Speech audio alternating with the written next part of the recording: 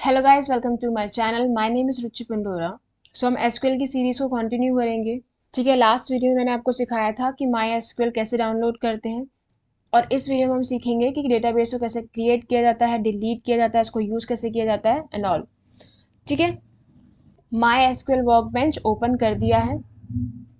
ठीक है, जब आप ओपन करेंगे तो आपको ऐसे स्क्रीन नज़र आएगी। अब देखो हमें क्या करना है, हमें लेफ़्ट में जाना है, यहाँ पे लिखा हुआ है स्कीमास, उस पर क्लिक करना है। यहाँ पे आपको आपके सारे स्कीमास दिख जाएंगे, आपको जितने भी आपने डेटाबेस बनाए हैं वो आपको यहाँ पे शो हो जाएंगे। ठीक है, अब देखो यहाँ पे मैंने 4 हेडिंग्स लिखी हुई है, एक एक करके इनको सीखेंगे। ठीक है, फर्स्ट लिखी हुई है मैंने 2 वेज टू क्रिएट डेटाबेस। तो फर्स्ट हम क्या सीखेंगे कि डेटाबेस को क्रिएट कैसे किया जाता है। ठीक है, और 2 तरीके देखेंगे उसके। ठीक है, तो हमें कौन सी कमांड यूज़ करनी पड़ती है डेटाबेस क्रिएट करने के लिए, यहाँ लिखते हैं। तो यहाँ लिखेंगे क्रिएट डेटाबेस। ठीक है, और यहाँ हमें लिखना है डेटाबेस का नेम, जिस नेम से हमें डेटाबेस बनाना है हमें वो लिखना है। तो मैं यहाँ नाम दे देती हूँ स्टूडेंट। ठीक है, तो यहाँ लिख देती हूँ मैं स्टूडेंट और लगा दिया सेमी कॉलन। अब देखो इस क्वेरी को रन करने के लिए हमें क्या करना पड़ेगा, यहाँ पे आप ऊपर देख सकते हैं एक आइकन बना हुआ है, इसमें लिखा हुआ है execute the statement under the keyboard cursor. ठीक है, तो इस पर हम क्लिक करेंगे। अब देखो इस पर क्लिक किया, यहाँ एक्शन आउटपुट में देखेंगे कि हमारी ये क्वेरी क्या है, सक्सेसफुली रन हो गई है। ठीक है, यहाँ पे ग्रीन टिक आ गया है। अब देखो मैंने डेटाबेस स्टूडेंट नाम का क्रिएट तो कर लिया है, बट मुझे यहाँ पे शो नहीं हो रहा है। तो हम क्या करेंगे, रिफ्रेश कर देंगे। यहाँ पे एक छोटा सा आइकन बना हुआ है, उस पर क्लिक करेंगे तो आपको स्टूडेंट नेम का डीबी दिख जाएगा। ठीक है, अब देखो हम दूसरा वे सीखेंगे। दूसरा वे क्या है, यहाँ पे लिख देती हूँ मैं create database if not exist, और यहाँ पे हमें डेटाबेस का नेम। ठीक है, तो यहाँ मैं डेटाबेस का नाम दे देती हूँ पर्सन, सेमीकोलन लगाया। तो इसका मतलब क्या है, क्रिएट डेटाबेस, डेटाबेस को क्रिएट करो इफ नॉट एग्जिस्ट पर्सन, अगर पर्सन नाम का कोई डीबी ऑलरेडी बना हुआ नहीं है तभी इस डेटाबेस को क्रिएट करो। ठीक है, तो मैं यहाँ पे इस क्वेरी को रन कर देती हूँ। तो आप आउटपुट में देख सकते हैं ये क्वेरी रन हो गई है, और यहाँ रिफ्रेश कर देंगे तो हमारा पर्सन नाम का डीबी भी बन गया है। ठीक है, अगर आप सेम नेम का बनाना चाहेंगे डीबी तो वो एरर देगा, वो डीबी नहीं बनेगा। देखो अब मैं इसी को कॉपी किया और यहाँ पे पेस्ट कर दिया। अब देखो पर्सन नाम का तो ऑलरेडी बना हुआ है डीबी। ठीक है, तो इसको रन करेंगे तो आप देख सकते हैं कि यहाँ पे वार्निंग आ गई है कि कांट क्रिएट डेटाबेस पर्सन, ये डेटाबेस ऑलरेडी एग्जिस्ट करता है। ठीक है, और मैं इसको यहाँ पे रिफ्रेश करूंगी तो आप देख सकते हैं हमारा डीबी क्रिएट नहीं हुआ है। ठीक है, सिमिलरली अगर आप इस क्वेरी को कॉपी पेस्ट करते हैं और इसको रन करते हैं तो आप देखोगे यहाँ पे एरर आया है। क्रिएट डेटाबेस स्टूडेंट हमने एक क्वेरी लिखी हुई थी, इस पे एरर क्या आया है, can't create database student, database exist. देखो जब हमने क्वेरी लिखी क्रिएट डेटाबेस स्टूडेंट तो यहाँ पे एरर आया। ठीक है, क्योंकि हमारा स्टूडेंट नेम का ऑलरेडी डेटाबेस एग्जिस्ट करता है। ठीक है, लेकिन जब मैंने क्वेरी चलाई create database if not exist person, तो यहाँ मैंने अपने सॉफ्टवेयर को पहले ही बोल दिया था कि डेटाबेस तभी बनाना जब वो एग्जिस्ट नहीं करता है। ठीक है, तो वो तो एग्जिस्ट करता था, इसलिए यहाँ पे हमें वार्निंग आई है इंस्टेड ऑफ एन एरर।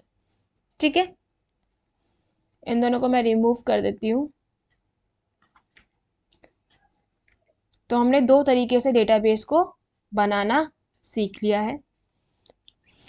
अब देखो नेक्स्ट हम सीखेंगे how to show all databases.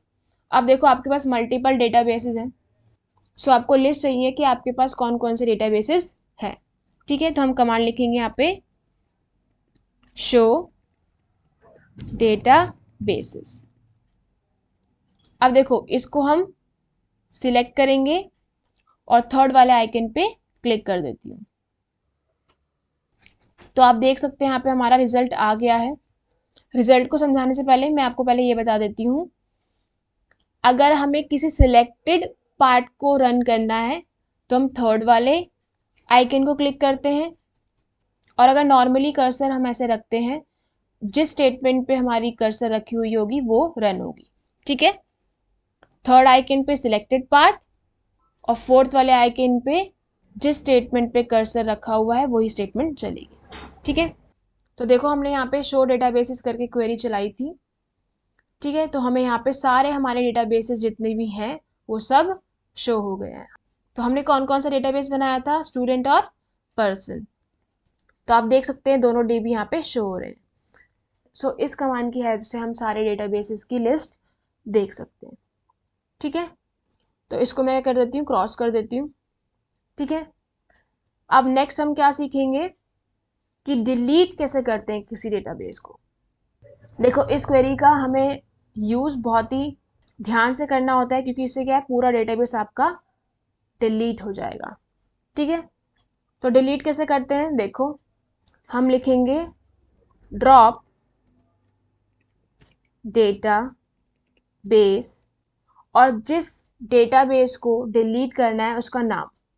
तो मान लो मुझे फर्स्ट यानी कि पर्सन को डिलीट करना है, तो मैं यहाँ लिख दूंगी पर्सन। ठीक है, सेमीकोलन लगाया और इसको रन कर दिया।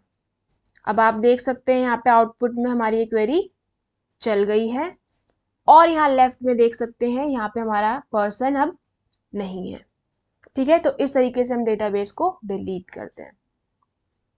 नेक्स्ट है हमारा how to use a database. देखो जब हम काम करते हैं हमारे पास मल्टीपल डेटाबेस होते हैं।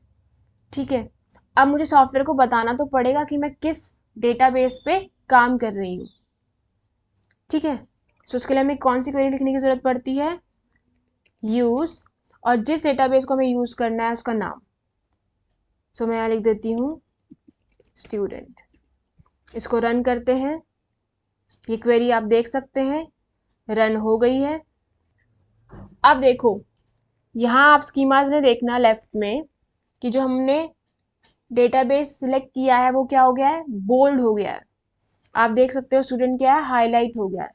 ठीक है, इस स्टेटमेंट के बाद अगर आप जो भी क्वेरी लिखोगे, मान लो आपने एक टेबल क्रिएट करी है, तो वो इस डेटाबेस के अंदर होगी। ठीक है, अब देखो मैं दोबारा एक DB बना देती हूँ पर्सन नेम का। अब देखो अभी देखो हमारा स्टूडेंट डेटाबेस हाईलाइटेड है, यानी कि हम अभी स्टूडेंट डेटाबेस पे वर्क कर रहे हैं। अब मुझे पर्सन पे वर्क करना है। ठीक है, तो मैं क्या करूंगी, लिखूंगी यूज पर्सन, और हम क्या करेंगे, इस क्वेरी को रन कर देंगे। अब आप देख सकते हैं कि हमारा पर्सन वाला डेटाबेस क्या है, वो बोल्ड हो गया है। तो ये हमें यहाँ पे ये शो कर रहा है कि अभी कौन सा DB सिलेक्टेड है, पर्सन वाला। ठीक है, इसके बाद यहाँ पे मैं जो भी क्वेरी या फिर जो भी काम करूंगी वो इस डेटाबेस में होगा।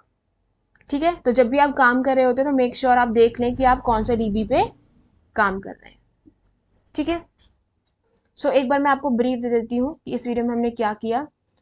सो फर्स्ट हमने सीखा कि डेटाबेस को कैसे क्रिएट करते हैं, और 2 तरीके देखे जिससे हम ऐसा कर सकते हैं। नेक्स्ट हमने क्या देखा, शो ऑल डेटाबेसेस। सो हमने देखा इसमें कि लिस्ट ऑफ डेटाबेसेस कैसे देखते हैं। ठीक है, नेक्स्ट है डिलीट। सो इसमें हमने देखा कि डेटाबेस को डिलीट कैसे करते हैं। ठीक है, और लास्ट हमारा हमने देखा फोर्थ। सो इसमें हमने देखा कि एक डेटाबेस को यूज कैसे करते हैं। ठीक है, ताकि हम उसमें काम कर सकें। ठीक है, तो इस वीडियो में इतना ही। अगर आपको ये वीडियो पसंद आए तो प्लीज़ वीडियो को लाइक करना, शेयर करना और चैनल को सब्सक्राइब करना बिल्कुल मत भूलना। सो इस वीडियो में इतना ही। अब मैं आपको मिलूंगी नेक्स्ट वीडियो में। आई होप आपको सब कुछ समझ आ गया होगा। Thanks for watching.